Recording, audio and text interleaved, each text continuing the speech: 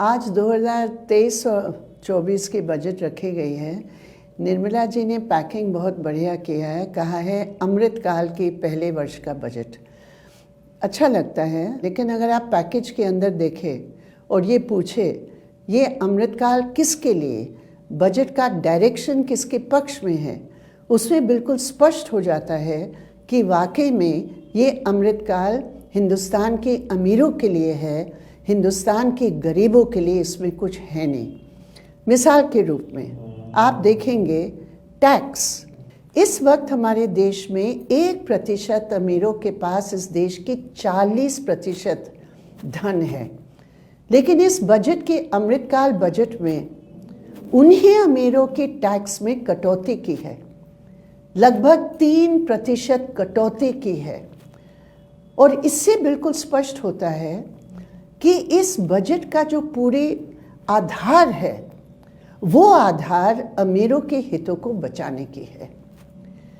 उसकी दूसरी तस्वीर अगर हम देखते हैं, आपका रेवेन्यू आ रहा है अप्रत्यक्ष कर से, इनडायरेक्ट टैक्स, यानी कि लोगों की जेब से हर आवश्यक चीज पर टैक्स लगाकर खाली किया जाता है।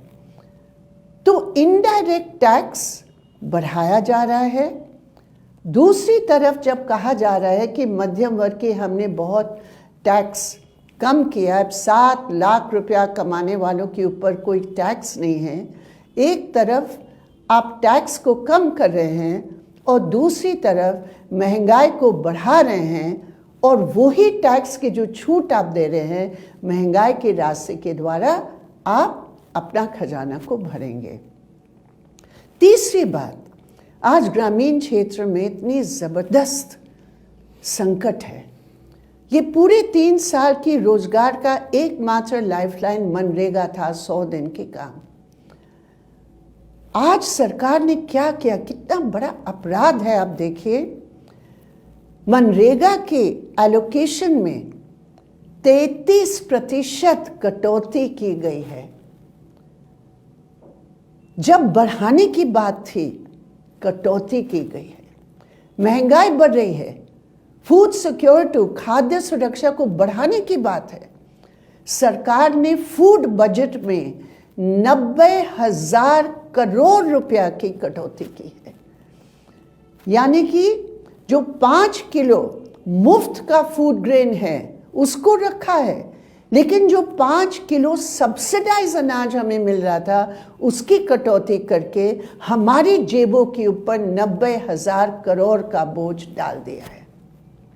और सबसे बड़ी बात है, दलितों, आदिवासी, महिलाओं की बजट जो अलग स्टेटमेंट होता है, 10A और 10B एक अलग बयान होता है, अलग विवरण दिए जाते हैं, उसमें इस बार दलितों के लिए पूरी बजट में केवल 3% है और आदिवासियों के लिए उससे भी कम, केवल 2.4% है, जबकि उनकी आबादी 16% और 8.6% के बराबर के हिसाब से एलोकेशन होना चाहिए था।